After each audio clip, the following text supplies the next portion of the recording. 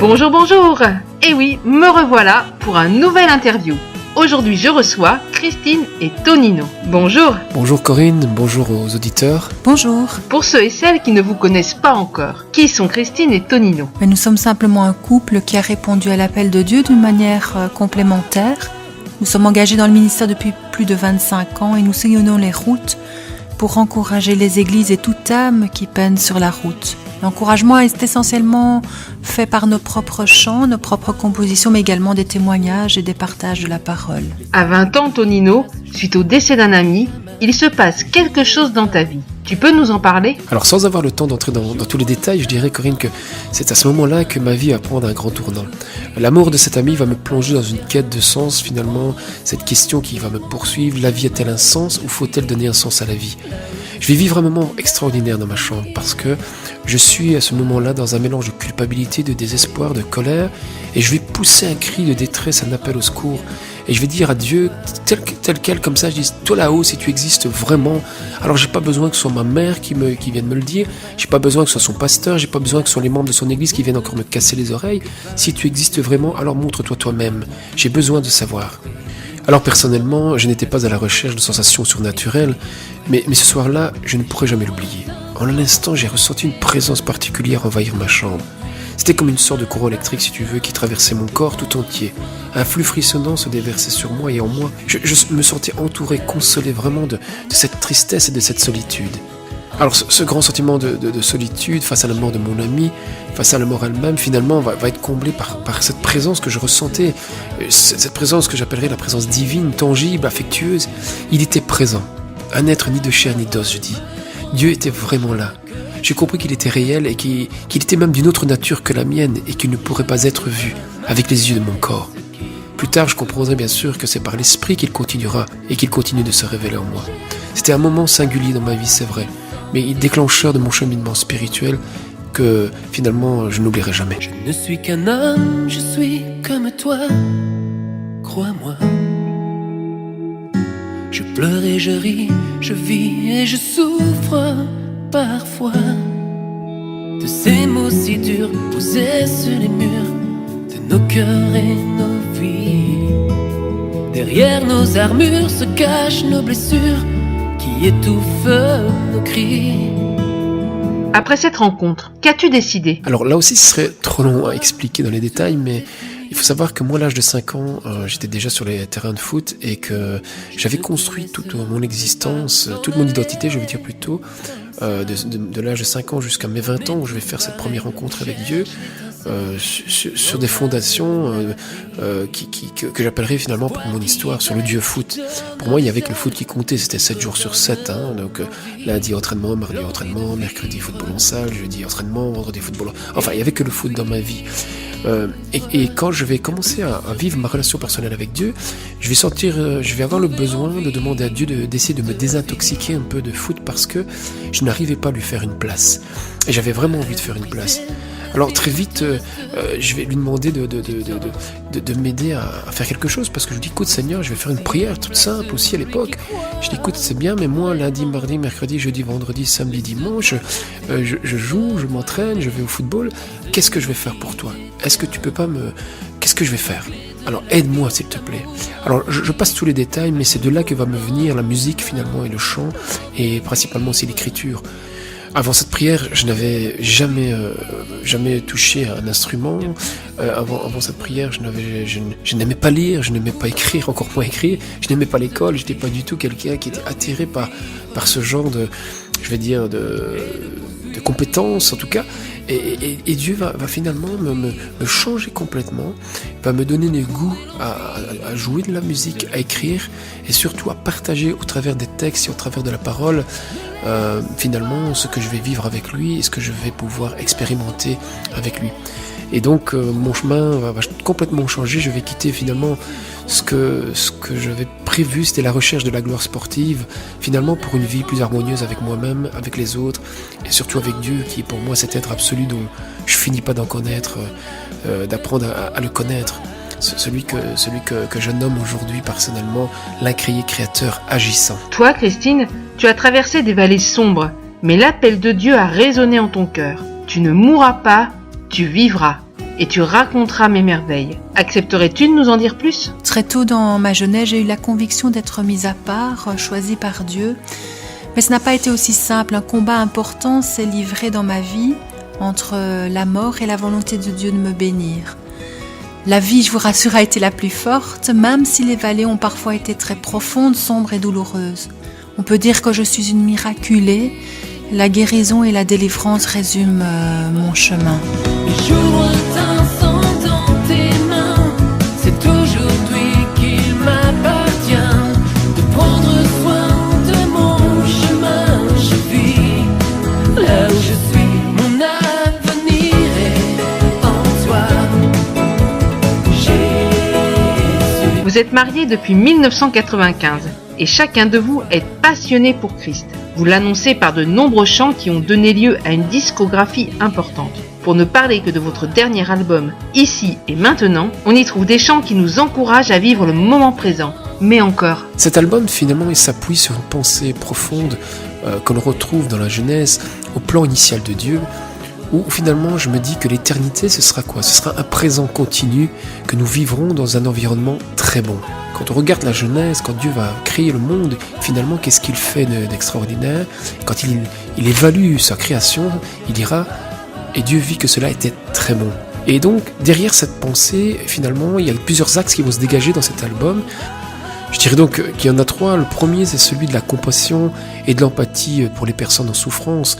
Je pense que ça, c'est un axe qui traverse la plupart de nos albums, je pense.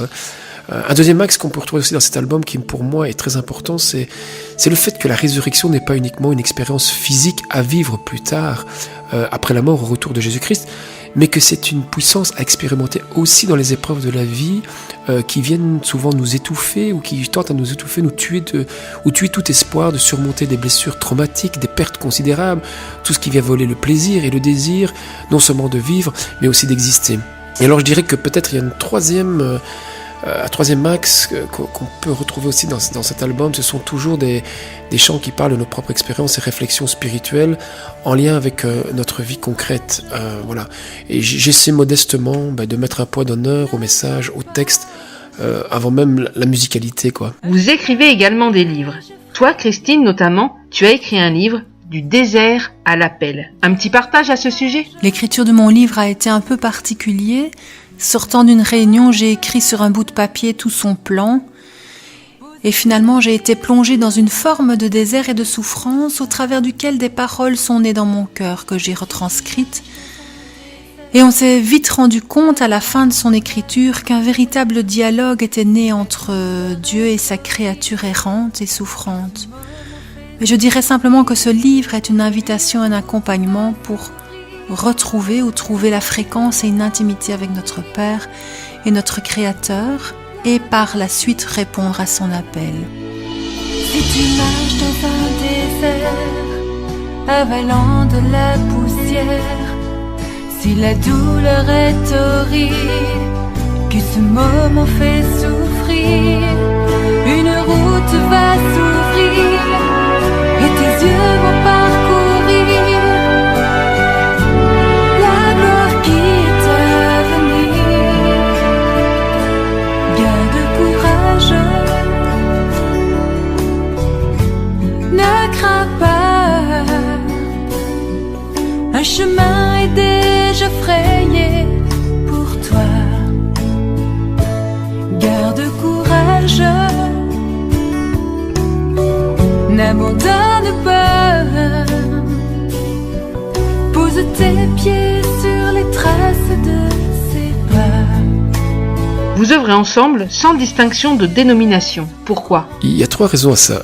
La première, c'est que au début de ma conversion, quand je vais commencer à lire les Écritures, quand je vais m'intéresser à la vie de Jésus, à son enseignement, je vais être affecté par la perception que je vais avoir entre ce que Jésus enseignait dans l'amour et dans l'aspect relationnel entre les hommes, et finalement ce que je vais percevoir de ce qui pouvait exister entre les chrétiens et entre les dénominations différentes. Mais très vite, je vais avoir une parole vraiment dans mon cœur où Dieu me dit, au lieu de regarder à tout cela, il dit, regarde mon Église, me dira le Seigneur. Et je pense qu'à ce moment-là, il m'a fait comprendre qu'il attendait de moi de ne pas m'arrêter aux barrières que peuvent être nos religions, mais finalement de rester fidèle à sa personne, à sa parole. Et j'aime vraiment ce texte finalement qui dit, l'homme regarde ce qui frappe les yeux, mais l'Éternel regarde au cœur. Une deuxième raison aussi qui nous a ouvert à passer au-delà des barrières des dénominations pour aller chanter, prêcher ou partager tout simplement, ou témoigner tout simplement, c'est que le fait que c'est pas nous qui avons choisi ou proposé d'aller vers ces différentes communautés. Ce sont les différentes communautés ou les différentes dénominations qui finalement nous ont invités de manière naturelle. Alors finalement, pourquoi refuser ? Quel sens ça aurait de refuser ça finalement ? Au départ, je me posais les questions, mais voilà. L'amour, la justice et le salut en Dieu restent un message universel pour toutes les églises, même si leurs applications, leur compréhension peut parfois se décliner sous différentes formes. Et puis, il y a une troisième raison, c'est peut-être une raison qui pour moi est fondamentale, c'est que c'est une richesse. Rencontrer les autres, rencontrer la différence, c'est une richesse.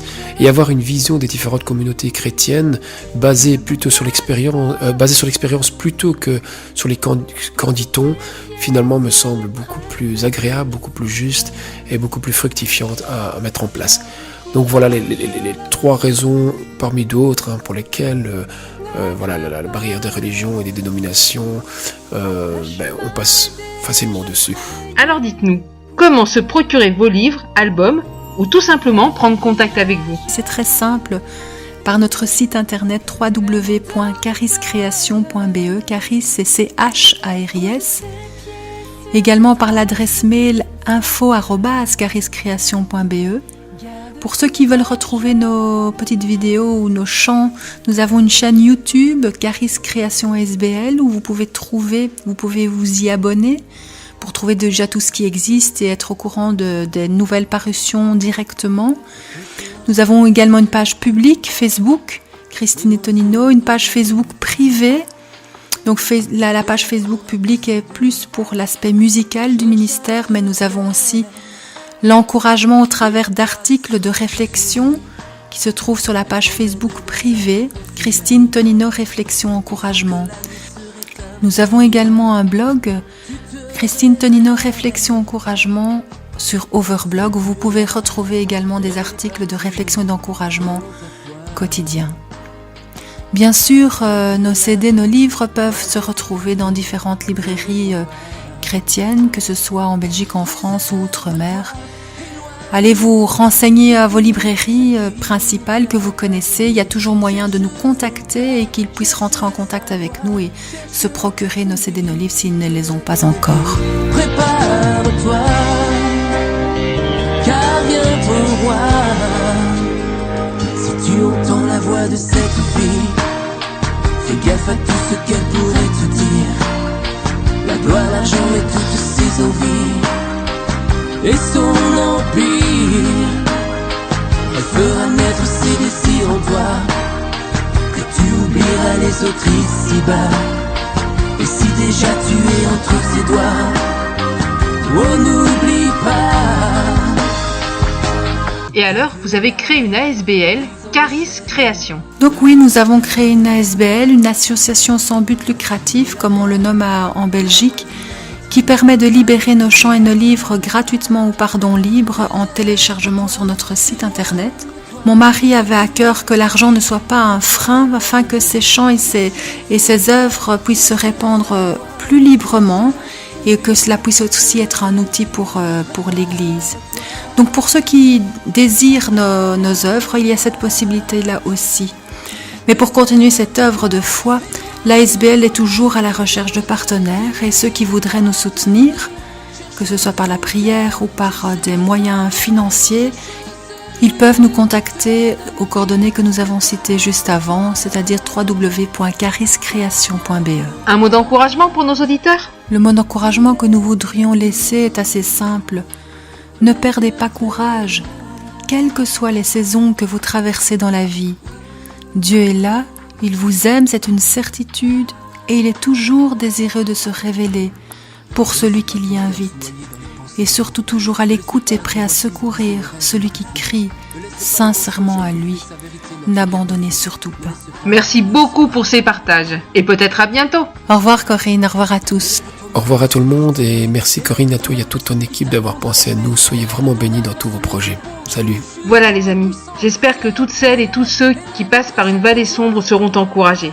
Je vous laisse maintenant avec un extrait de l'album Parfum de mon âme avec le titre Libre de Christine et Tonino.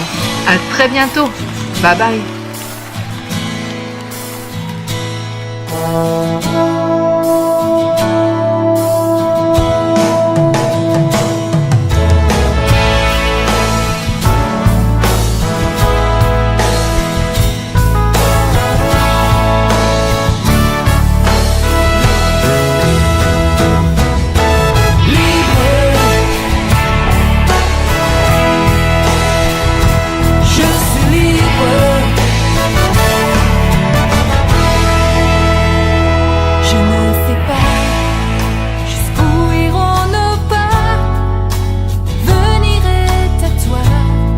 Qu'il se passe ici-bas,